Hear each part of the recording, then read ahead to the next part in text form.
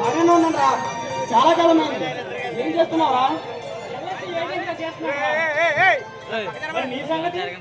ముంబైలో జాబ్ చేస్తున్నా. ఇప్పుడు అక్కడి నుంచి వస్తున్నాను. ముంబైలోనా? ఏంట్రా బాబా ఉద్యోగం? అది కొంచెం టాప్ సీక్రెట్ రా, ఎవరికి చెప్పకూడదు. చెప్పొద్దులే కానీ పెళ్లి చేసుకున్నావా? లేదురా, ఒక అమ్మాయిని ప్రేమించాను కానీ పెళ్లికి వాళ్ళ నాన్న ఒప్పుకోలేదు. ఎందుకని?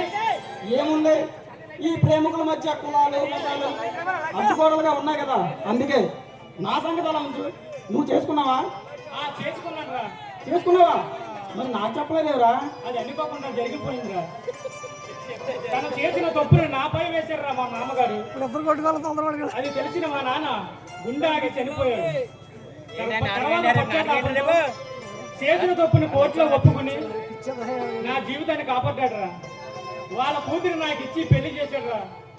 అదంతా ఒక మాయగా జరిగిపోయిందిరా. అందుకే నీకు చెప్పలేకపోయాడురా. I'm sorry. సరేరా, పదా అలా ఏదైనా హోటల్కి వెళ్ళి తింటూ మాట్లాడుకుందాం. మా ఇంటికి వెళ్దాం పదా. మా ఆవిడ కూడా పరిచయం చేస్తాను. మీ ఇంటిగా? ఎందుకు